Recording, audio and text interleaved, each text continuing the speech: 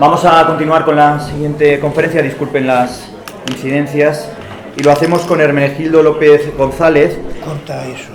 Es catedrático de Filología Moderna, jubilado de la Universidad de León, doctor en Filología Moderna y licenciado en Filología Románica, diplomado en Filosofía, diplomado de la Alianza Francesa en París y de la Escuela Central de Idiomas de Madrid. Honoris causa por 2 universidades rusas, profesor visitante de numerosas universidades europeas y, bueno, ha pronunciado más de 60 conferencias, 30 congresos internacionales, autor de un centenar de publicaciones sobre aspectos referidos a la historia de León y, por supuesto, ha sido abad de la muy ilustre Real e Imperial Cofradía del Milagroso Pendón de San Isidoro entre los años 2008-2014 y 2016-2022. Participa en numerosas teatralizaciones, recreaciones, organizador de ensoñaciones medievales, jornadas medievales. Para mí, como siempre, es un placer, Hermenegildo, y de la misma manera extensible a la Real Cofradía Imperial de San Isidoro, porque el apoyo y la ayuda, aquí está María Jesús y el resto de compañeros, pues siempre es de agradecer, y además mañana en el desfile pues van a estar presentes, así que desde aquí públicamente mi agradecimiento. Hermenegildo, te doy la palabra, el título de tu conferencia: El pendón de Baeza cuando la realidad se impone al mito. Buenos días. No voy a perder demasiado tiempo dando las gracias a Jorge, ni siquiera a ustedes que me escuchan, porque creo que andamos fatal de tiempo. Bueno, dado que uno de los objetivos de este congreso sobre los pendones es lo que los mismos significan, me ceñiré a traer a la consideración de ustedes lo que fue, lo que es y lo que simboliza uno de los que conservamos en esta tierra, el pendón de Baeza. Mas ¿por qué haber contrapuesto en el título mito y realidad?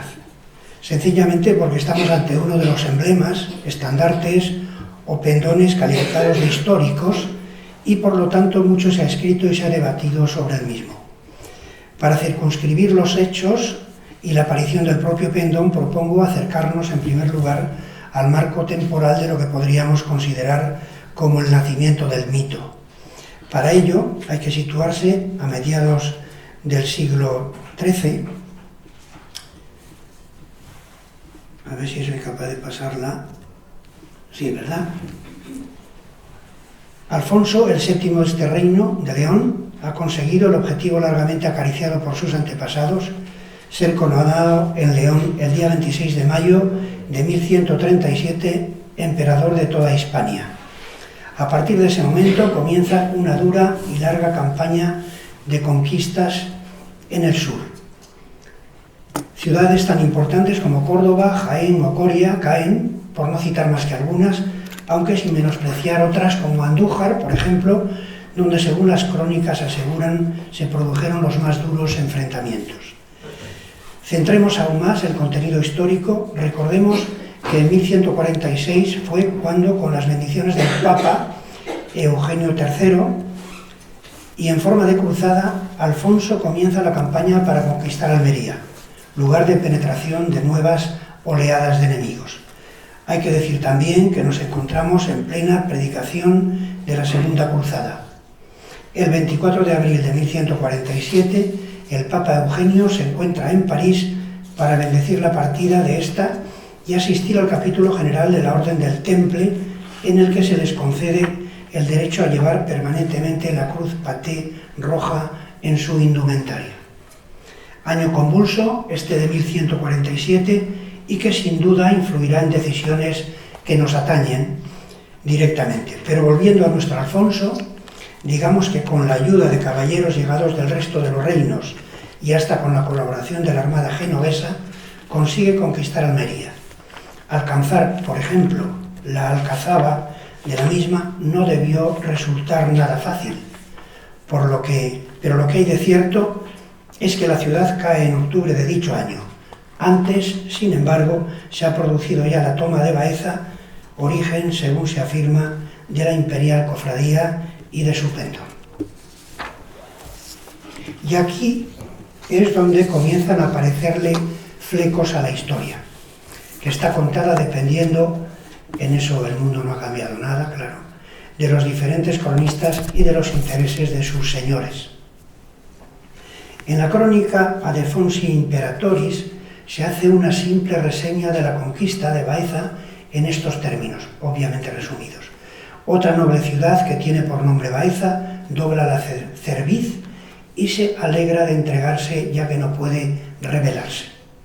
Más explícitos son los historiadores árabes al afirmar que Baeza fue entregada junto con Úbeda a Alfonso VII por Ibn Niyaj, el último caudillo almorávide de la zona, a cambio de que el emperador le ayude contra los almohades. Sin embargo, pasados algunos años, la intervención de San Isidoro en el sitio de Baeza es recogida por todas las crónicas, incluyendo la del obispo de Toledo, Rodrigo Jiménez de Rada, manifiestamente antileones. Mas también aquí existen enormes diferencias en cuanto a cómo se producen los hechos, y así podemos constatarlo por citar solamente 3 ejemplos y no alargarme en la Historia Translationis Anti Isidori o la crónica latina Regnum Castellae, escritas en el último cuarto de siglo del siglo XII, o la versión sanchina de la Crónica General de Alfonso X, que data de finales del siglo XIII, y que es la que da más detalles, curiosamente, de la aparición del santo en la batalla. Comentaré brevemente la primera por ser esa la que sirvió de inspiración a don Lucas de Tuy para componer su conocida obra De Miraculi Sancti Isidori, que le ocuparía entre los años 1223 y 1236. En ella recoge, además de otros hechos extraordinarios del obispo hispalense, su intervención en Baeza. De una manera más que sucinta, recordaré lo que nos narra un seguramente anónimo canónigo de la Basílica Isidoriana, que transmite la toma de Baeza en los alrededores de 1172, insisto en la fecha. Como el serenísimo rey don Alfonso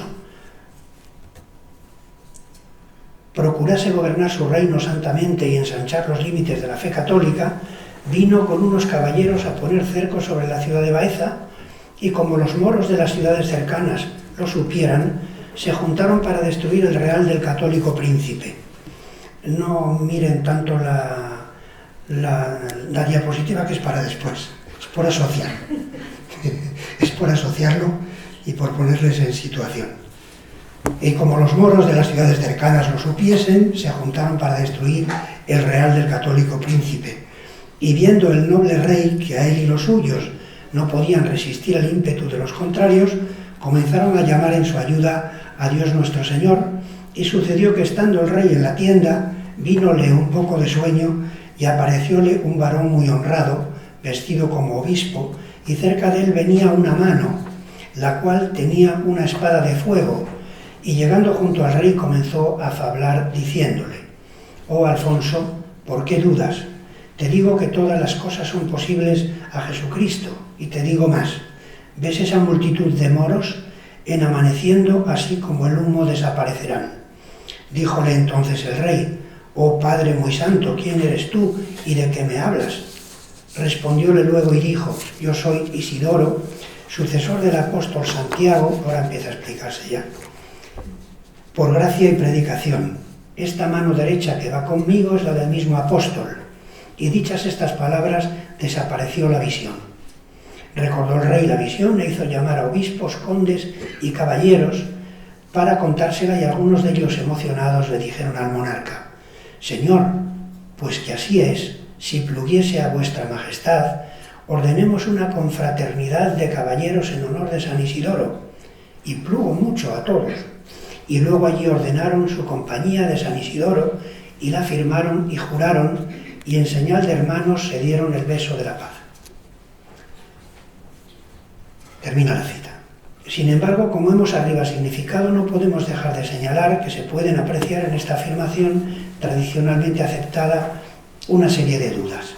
En primer lugar, el hecho de que en otras crónicas no se hace más que una somera mención a Baeza en la relación de las ciudades conquistadas, sin comentar ninguna intervención milagrosa, lo que no deja de ser chocante, y además se insiste reiteradamente en el hecho de que la plaza se ganó sin ningún tipo de batalla.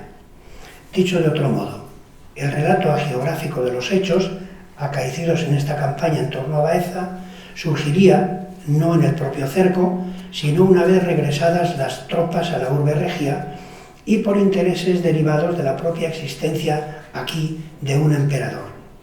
una precisión a este respecto, creo importante. Si tenemos en cuenta que por edad el autor anónimo de la historia de la traslación de San Isidoro es prácticamente contemporáneo de los hechos, recuerden la fecha de la que hablaba, debemos suponer que los mismos son narrados de manera geográfica, cierto, pero sin poder alejarlos demasiado de la realidad, puesto que muchos de los lectores son descendientes directos de los protagonistas del acontecimiento y por lo mismo han podido oírlo hasta de sus labios. De 1147, fecha de la supuesta o real batalla, a 1172, fecha de la primera narración escrita, hay apenas 25 años. Pero aún podrían preguntarse muchos, ¿qué puede haber de cierto en todo ese relato a priori tan poco creíble? Algunas fuentes históricas, como apuntamos, aseguran que Baeza no fue conquistada por las tropas cristianas, sino que la fortaleza se rindió al emperador. ¿Y cuál es la diferencia?, me pregunto. Ni don Lucas ni el anónimo canónigo afirman que se atacara la plaza, sino que por alguna razón se rindió de forma voluntaria al rey. Por la razón que sea, pues, y aquí lo dejo a su libre interpretación, o el rey en efecto tiene una visión, o es aconsejado sobre ello por sus asesores, o él imagina esta ayuda de lo alto que vendrá a levantar la tropa, la moral de la tropa, perdón. Lo cierto es que Baeza cae al día siguiente de la visión del rey y es el 25 de julio de 1147. Podemos convenir, cierto es, en que el relato de la aparición de San Isidoro sigue con bastante exactitud los patrones de otras apariciones que acontecen en la Reconquista. Por ejemplo, la de Santiago a Ramiro I antes de la batalla de Clavijo, según recoge la crónica sanchina. La visión teocrática propiciaba esta presencia casi constante de lo sobrenatural en la vida de los individuos, de manera especial en momentos de dificultad extrema. Así tenemos la aparición, como decimos, de Santiago, en varias ocasiones, San Millán, patrono de Castilla, también se aparece a Fernán González. ¿Qué tiene entonces de extraño que en este episodio del emperador sea precisamente San Isidoro, impulsor de una primera unidad alrededor de la fe católica, el que venga en ayuda de un reino que no busca sino la unidad de Hispania bajo una misma creencia? Y otra pregunta, si nada hubiera ocurrido en Baeza, ¿por qué elegir precisamente esa ciudad, tanto para la creación del mito como para dar nombre a un pendón? El velo del misterio, diríamos incluso, de un necesario misterio nos envuelve una vez más, elevándonos sobre la propia miseria cotidiana. Puede entenderse también con este relato que la intervención de San Isidoro a favor de un rey emperador, de un rey por más señas emperador, como insisto, y puesto que la Basílica Palatina contaba además, como bien sabemos, con un panteón real, se intentara, quizás aquí estoy dando un paso yo también, muy arriesgado, dar un paso adelante, insisto, en la importancia de la misma, para ponerla al mismo nivel que Saint-Denis en Francia o Westminster en Inglaterra. De hecho, la relación de las reliquias de la Iglesia Palatina estaba al nivel de cualquiera de los otros templos de la cristiandad, pues si algunas contaban con el cuerpo de Santiago, por ejemplo, aquí se conservaba, además de los restos del más santo de los sabios y el más sabio de los santos, San Isidoro, el maxilar inferior de San Juan Bautista, alguna espina de la corona de Cristo, un trozo de la cruz donde fue ajusticiado, e incluso para muchos, el cáliz de la última cena, además de otras muchas reliquias de santos importantes. Fijémonos ahora sobre la confección del propio pendón. Queda por abordar ahora el mentado símbolo de la cofradía, el milagroso e invicto pendón, lo cual ha supuesto una nueva polémica en lo que a su confección se refiere, pues si complicado es poder argumentar a favor o en contra de la intervención milagrosa de San Isidoro en Baeza, a nadie se le oculta tampoco la polémica sobre la confección del símbolo que perpetúa el hecho, la realidad. La tradición nos dice que fueron precisamente las mujeres leonesas que acompañaban al emperador las que trasladaron de inmediato un tafetán carmesí la visión que don Alfonso les había referido. Es la fundada opinión de quien más sabía sobre San Isidoro, el abad de imperecedera memoria, don Antonio Viñallo. Así de taxativo se expresaba él en uno de sus múltiples escritos. Desde 1147 acaricia el aire de España el pendón de San Isidoro. En la canícula de aquel año, el emperador Alfonso VII se vio detenido en los escarpes de Baeza en su avance hacia Almería. Interviene Isidoro cuando ya las huestes leonesas se disponen a levantar el cerco.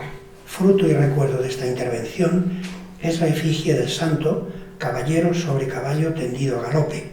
La efigie es doble por ambos lados del paño que las damas de León bordaron en el mismo Real de Baeza. Claro que no pretendo llevar a nadie a estos extremos de credulidad, puesto que no sería demasiado normal que las citadas damas dispusieran in situ de todo lo necesario para elaborar el pendón. Incluso les faltaría algo esencial, el tiempo. Cabría imaginar, sin embargo, que se llegara a confeccionar un primer esbozo, probablemente en el cerco de Almería, para estimular ya desde ese momento el valor de los soldados. No lo descartemos de entrada, puesto que está dentro de la lógica. Me hace pensar así la existencia de algo muy semejante, el pendón de la conquista de Valencia, hecho ocurrido casi un siglo más tarde, el 28 de septiembre de 1238. Este pendón se confeccionó de forma muy rápida para celebrar la victoria y consta de 3 tiras cosidas de trapo tosco de color blanco sobre las que se pintaron 4 rayas rojas. Sin embargo, así como en la narración de don Lucas de Tuy, la creación de la cofradía se retrasa a la llegada del emperador a León con sus tropas victoriosas, ambas situaciones, pendón y cofradía, podrían convivir, y así el 18 de febrero de 1148, fecha en la que el rey reúne por primera vez a los caballeros de la Imperial en San Isidoro, el milagroso pendón podría haber sido presentado en la corte de manera solemne. Nada se recoge de estos hechos, es cierto, e incluso si nos atenemos a determinadas teorías, la datación del pendón se retrasaría al siglo XIII, contradiciendo la fecha tradicional que ha venido siendo predominante. En este sentido se señala la anacrónica presencia de las armas cuarteladas de los reinos de León y de Castilla, algo que se viene explicando como añadidos posteriores. Teniendo en cuenta detalles como la cabeza del caballo o la cruz que porta el santo, algunos pretenden que nuestro pendón no sería en ningún caso anterior a 1331, fecha en la que el abad de la colegiata, don Marino, llevó a cabo una primera refundación de la cofradía, a la que habría dotado también de un símbolo, el milagroso pendón. No conviene pasar por alto en este sentido la fundada apreciación de la doctora Partearroyo Lacaba, gran especialista en tejidos hispano-musulmanes. En su opinión estaríamos, como mucho, ante una pieza de la segunda mitad del siglo XIII, pero en ningún caso del siglo XIV, como sostienen otros sin aportar evidencias. Difícil datación exacta, pues, para esta gloriosa enseña, y bueno es que le queden algunos flecos a la historia, no solo porque de ese modo el misterio puede seguir planeando sobre nosotros, sino también porque ello nos permite seguir el consejo de la admirada doña Emilia Pardo Bazán. Así se pronunciaba la gran escritora sobre las leyendas relacionadas con la historia. Nunca debemos pisotear una leyenda, sino acariciarla y llevarla en el seno, al estilo del gusano de seda que ha de hilar la materia prima de tela riquísima. Y no consiste también en eso, en la leyenda que teje el misterio, la posibilidad de contar con sano orgullo las grandezas de nuestros antepasados. Aún más, otros pueblos han hilvanado hechos históricos más que supuestos sobre la base de leyendas mucho menos probables. ¿Por qué hemos de aportar nosotros 1000 pruebas para que se tenga algo por válido, cuando a los demás no se les exige ninguna? ¿Acaso es más creíble el nacimiento de la señera con la explicación recogida por Pere Antonio Beuter en 1555 en su obra Crónica General de España? Óiganla y den crédito si quieren. Pidió el conde Jofré Valeroso, entiéndase Guifredo el Velloso, al emperador Lois que le diese armas que pudiese traer en el escudo, que llevaba dorado sin ninguna divisa, y el emperador, viendo que había sido en aquella batalla tan valeroso que con muchas llagas que recibiera hiciera maravillas en armas, llegóse a él y mojóse la mano derecha de la sangre del conde, y pasó los 4 dedos ensangrentados encima del escudo, haciendo 4 rayas, y dijo: «Estas serán vuestras armas, conde». Y de allí tomó las 4 rayas o bandas en el campo dorado, que son las armas de Cataluña, que ahora decimos de Aragón. Pues bien, precisamente y en términos estrictamente históricos, el escudo de las 4 barras parece que comenzó a ser utilizado por el conde Ramón Berenguer IV, cuñado de nuestro emperador Alfonso, precisamente por los años en los que el citado conde combatiera a su lado en la conquista de Almería. Las 4 barras se convertirán en la época de su hijo, Alfonso II de Aragón, en el símbolo oficial de dicho linaje. Por cierto, nuestro glorioso pendón también cuenta con hechos heroicos como el de la batalla de Guadalhorce, que no les cuento por premura, en el que quien lo portaba lo defendió a una costa de su propia vida, perdiendo primero una mano, luego otra, en fin. Pero dejando a un lado las leyendas, señalaré también que en determinados estudios sobre el pendón se insiste en que el mismo no nació con marcado carácter militar, sino simplemente conmemorativo de un hecho, la toma de Baeza y la fundación de la cofradía. Sin embargo, cabe recordar, a los efectos de contradecir estas opiniones, algunos hechos concretos. Por ejemplo, la toma de Antequera. El infante don Fernando, el de la famosa frase «Safa el sol por Antequera», decide cercar esa importante ciudad. Es el 12 de mayo de 1410. Refriegas, escaramuzas, muertes por miles de unos y otros. Los meses pasan y nada parece cambiar. La plaza no cae. Se acerca el invierno y don Fernando tiene prisa. Pretende terminar lo comenzado y dirigirse a Aragón, de donde reclama la corona, ya que ha muerto sin descendencia su tío abuelo Martín I. En esta tesitura le aconsejan que haga llegar desde León el milagroso pendón de San Isidoro, ya que según los relatos que corrían por los diferentes reinos, no había perdido ni una sola batalla. Así consta en las actas capitulares de San Isidoro e incluso se recoge en el relato de la conquista de Antequera. El 10 de septiembre, el pendón llega a Antequera, lo que eleva la moral de la tropa cristiana, hasta tal punto que la plaza cae apenas 6 días más tarde. En la primera misa de acción de gracias, el pendón ocupa un lugar preeminente, puesto que todos atribuyen a la acción milagrosa del mismo el fin del cerco y la toma de la ciudad. ¿Qué podemos colegir de lo dicho?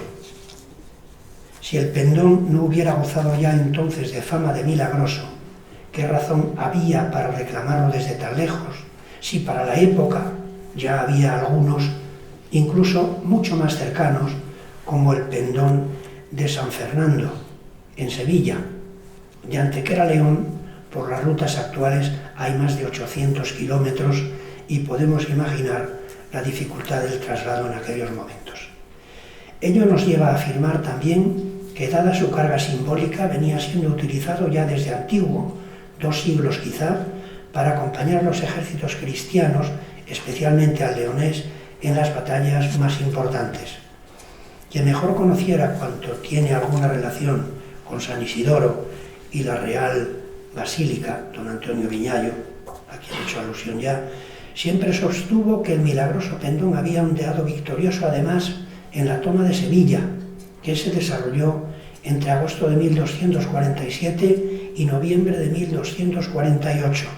A ello añadía Tarifa, Algeciras, etc., y con bastante probabilidad en la toma de Granada. Así lo afirmaba, basando su seguridad en el hecho de que los cronistas describen nuestro pendón ondeando sobre la más alta de las torres, pero toman al caballero San Isidoro por Santiago, lo que les habría llevado a la confusión. La importancia del milagroso pendón nos es confirmada incluso cuando siglos más tarde el emperador Carlos I lo solicitará al cabildo colegial para combatir en Flandes. Dicha petición se recoge en el Códice 41 de la Colegiata, folio 120. Dedicaré ahora unos brevísimos minutos para referirme a la estructura compositiva del pendón. El milagroso pendón de Baeza, que podremos en breve contemplar, puesto que está muy próxima su exposición en el Museo Isidoriano, podría describirse del modo siguiente. Se trata de un estandarte farpado de 2 picos a farpas aguzadas, aunque irregulares, pues la más larga es la que se sitúa a la derecha del espectador, y por una razón evidente. La farpa inferior es más corta para evitar que arrastre. Las medidas concretas del facsimilar que utiliza la cofradía, no he podido medir el original aún, compuesta este facsimilar en los primeros meses del año 1946, son las siguientes: 2,52 de largo el pico superior, 2,25 el inferior y 2,16 de ancho. Si hemos de hacer caso a determinados especialistas, como Montaner Frutos, cabría pensar que el pendón no siempre tuvo la forma actual, basándose en la disposición de los bordados y en el hecho de que en el mismo se recogen 5 símbolos heráldicos de los reinos de León y de Castilla. Se podría concluir en que en su origen se trataría de una bandera rectangular de 5 farpas, seguramente redondeadas y siguiendo la tipología de las enseñas militares o representativas de la época. No hay, sin embargo, constancia documental, por lo que paso a describir la forma en la que actualmente lo conocemos.